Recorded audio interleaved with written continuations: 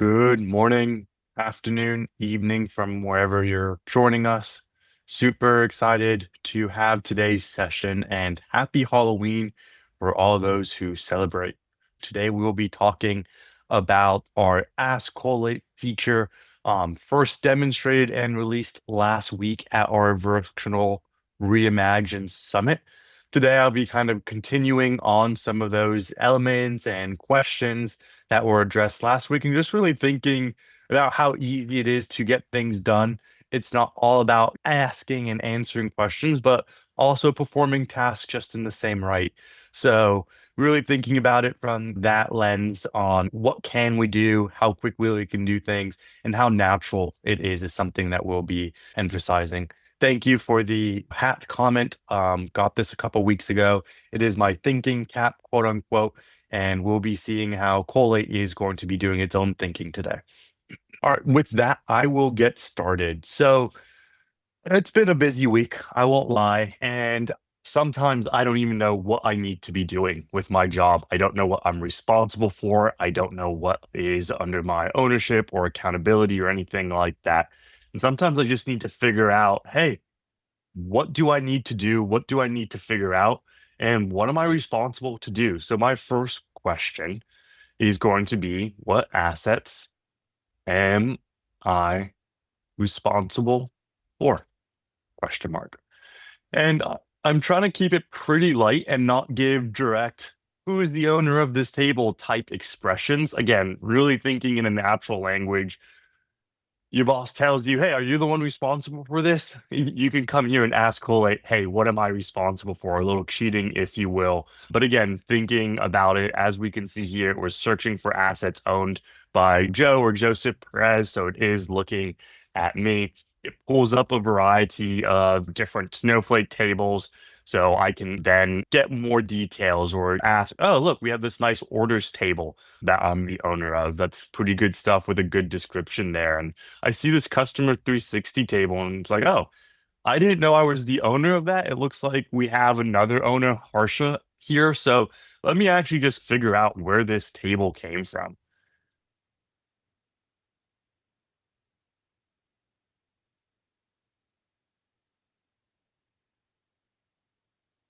So again, I didn't know I was the owner of this specific table. I should if I'm responsible for it. It's analyzing the lineage for this customer 360 table. And wow, I can actually now see, oh, I'm the owner of these three tables, so it makes sense I would be the owner of this one from a lineage standpoint. I can then look at what it's feeding. But what if I didn't even know what this graph was? Because it's actually pretty cool, but it's all I really get here and some other details. I can say, oh, that's interesting. What is this graph? So again, I asked where it came from. It gave me this cool picture to really understand what it came from. It tells me the things upstream. And then it actually even breaks down the product for me and does some explanation here. So it's not just, hey, find this or hey, add that. It's also explaining what you're seeing in itself on what it's providing here. It's not just context about the data, but context about your questions and the answers you're getting.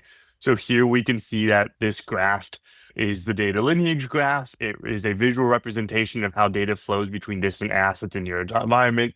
For the customer 360 table, the lineage graph shows the upstream sources. So it showed the customer, the order items, and the products. So that's real nice. Oops. That's real nice here. I'm seeing, again, essentially how the sausage was made.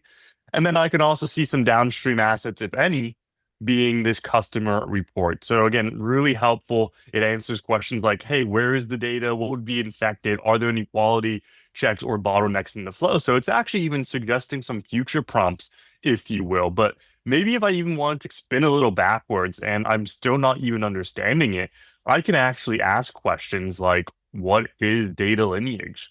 We're not just answering questions about the data, but we're also being able to educate your users when they come into Collate on what is data lineage. And it's thinking, it has its thinking cap on right now, but it's going above and beyond of just answering these point blank questions and also informing your users. Data lineage is a documented journey that your data takes as it flows through various systems and processes, where it originates, how it's transformed, or where it goes. It even talks about the importance. And honestly, I think this is what I love most is the why. Like, why do I even care about lineage? Why does this even matter? These are critical questions that we want to make sure we're addressing and answering. So thinking about those components as well. And one of the things that I liked was the impact analysis. So what would break? As the one responsible for this table, I actually want to do a little bit of impact analysis. So let's do this. And I'll also throw in trust there. Can we do impact analysis on the, I'm going to try 360, C360 table to see if it's smart enough to know that I mean customer 360.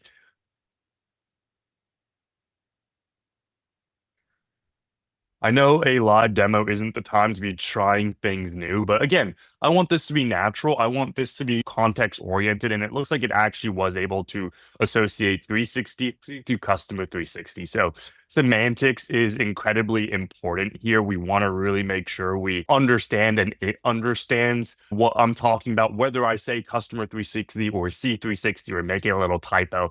It's super important that we're able to do this in a natural language to be able to capture that. So happy that paid off in a live demo. And then again, I want to know if I should trust it. So I had to ask here. It's performing that impact analysis. So it's regenerating me that lineage and it's telling me specifically, hey, the impact analysis, these are the upstream dependencies where it gets its data from. So if there was an issue in any of these tables, it would essentially affect my customer 360 view downstream. And then I also have my downstream impact is this customer report. It's this gold dashboard that I care about. And then what does it mean for trust? Oh, if there's any changes or anything like that, I would be able to know. And I actually care about that last one of, yeah, let's check the data quality. So let's ask.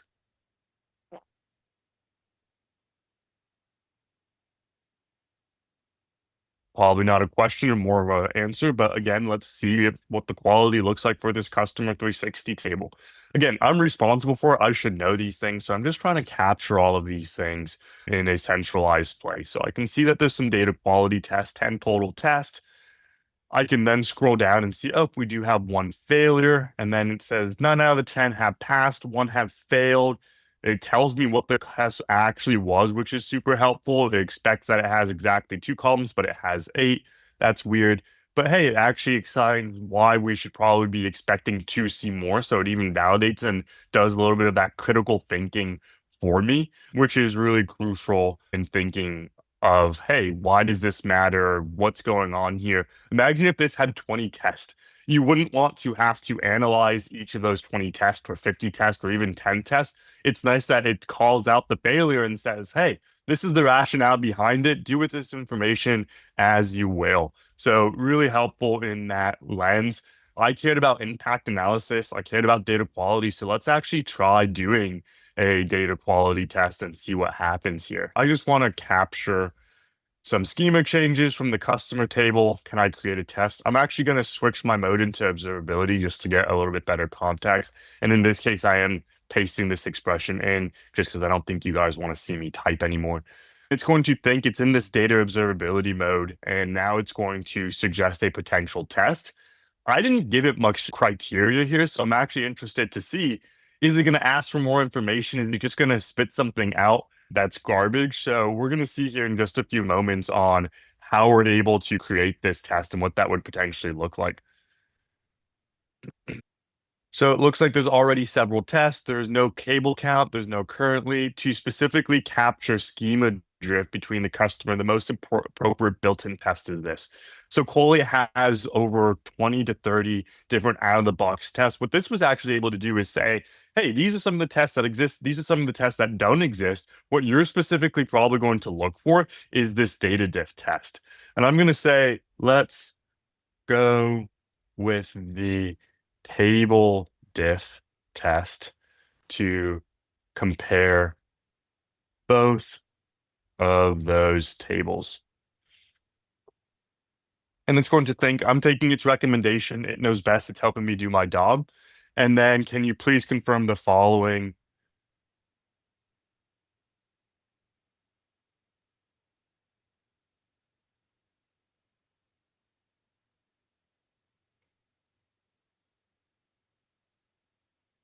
Let's see if this fixes.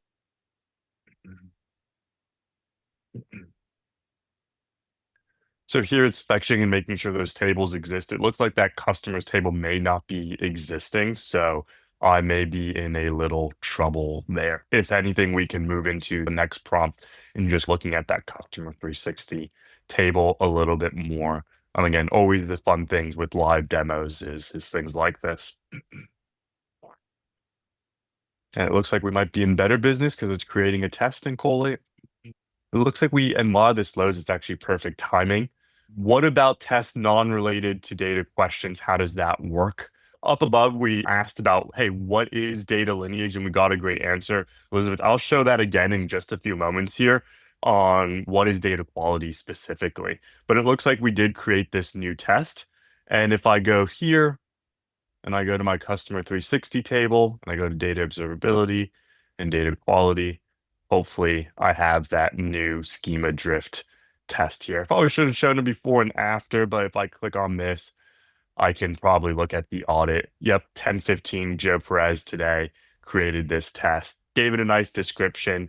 It's comparing the customer ID. It's looking for them to be exact and giving me any information. So this was nice. And what I also like here, it's actually comparing the two. So it's showing me what the profile and column schemas look like for each. So maybe there's not exact overlap. So I have my customers and my customer 360. It looks like this eco products column there is an addition in customer 360, which is totally fine. But it's nice that it doesn't just create the test, but also gives me context and understanding around it. So let's go back into our chat mode because we're wrapping up data quality. And I'll hit Elizabeth's question is, can you tell me a little bit more about schema drift?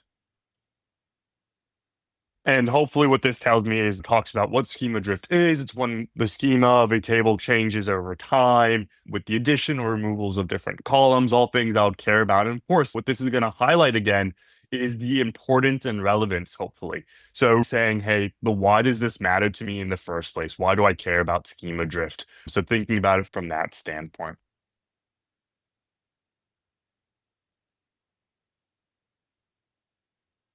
So it talks about how schema drift is the unexpected or unplanned structures in the schema. It talks about the columns I mentioned, or even data types or orders or constraints. Why does it happen? Didn't expect that, but really cool. Why is it a problem? Also didn't expect and really cool. How can I detect? Hey, it talked about what I just did, that table diff that you just added. Love that it added the context that we just did this, so that memory is incredibly important. And then what should you do if schema drift is detected? So all really great answers, but to Elizabeth's question in the Q&A is what about non-related data questions? I'm happy that we were able to capture and show that. All righty. I want to get back into that customer 360 table, so let's actually learn more about it.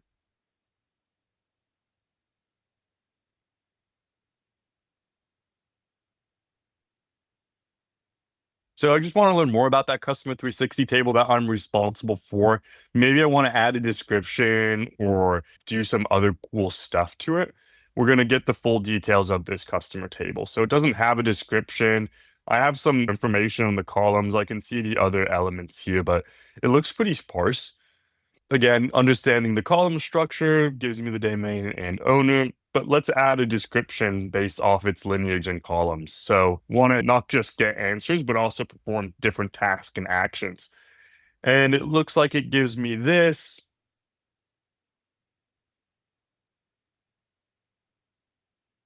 It does always ask for confirmation before making changes, which is great. It's not just going to start patching a bunch of things without your permission. And then now if I go back to this customer table, customer 360 here, I now have that description that I just added. Really powerful. It came up with it. I thought it looked good. And I said, hey, let's proceed with this and let's get this added. Again, saving time, natural format. I'm learning about this table. I'm getting things done for what I'm responsible for and different elements like that. Want to show off one more thing before we wrap up here and just thinking about how we can tie some of these different things together. So we saw lineage, we saw data quality, we saw that I can update something. I have my green tag here with 0 assets in it. What I want to do now is think about hey, how can I add this green tag to a variety of things, but using lineage? So I'm just going to paste this prompt in. Can we also add the green tag to this table and report downstream? Question mark. And it is adding the color green tag to the customer table. And this I would like to go. And actually, it looks like it was successfully added. So let's refresh here. And boom, we're in business. The customer 360 and the customer reports are now in the green tag. And how did it do this? We look at the lineage. I asked for this and everything downstream, which is this customer report. It's smart enough to not just do single actions on specific elements, but all, get the context of this table, the downstream report, and be able to push those things down as well. Going to open it up for questions for the last 5 or 10 minutes. And as I open it up for questions, I'm going to leave one just last summary of what we just did. So I'm actually not going to summarize what we did today. I'm going to ask Collate to summarize what we did today. And as I do that, copying off, we've investigated lineage and data trust. We looked at the customer 360. We've monitored for schema drift and created a test. And we've enhanced documentation and governance. So we've added some tags using lineage, added description looking at a variety of factors, and did what my job is supposed to be, all within 25 minutes for this specific table. So we can do this at scale, and thinking about how easy we can make this using and tying in a bunch of different components. Thanks all for coming in today. If there's any questions, feel free to throw them in the chat. Yep, Elizabeth just asked if we can propagate via lineage, and that was what I showed above with that last one. Can we also add green to this table and report downstream? I can say show me lineage and add a green tag to every asset. So I'm asking it to show me lineage, and then I'm adding a green tag to every asset. So right now we have 2. We can then see what this is going to do with adding this across the different tables within this lineage. So it looks like it added. If I refresh here,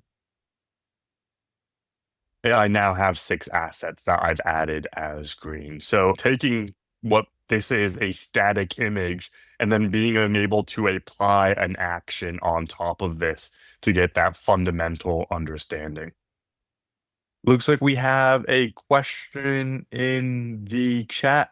What LLM is AskCollate using on the back end? What if my company had a different LLM standard for security purposes? Can I still use AskCollate? Yes, you can. You could still use AskCollate, bringing your own LLMs or bringing your own keys and thinking about it from that standpoint. Thanks, everyone. Take care and happy Friday. Thanks for joining.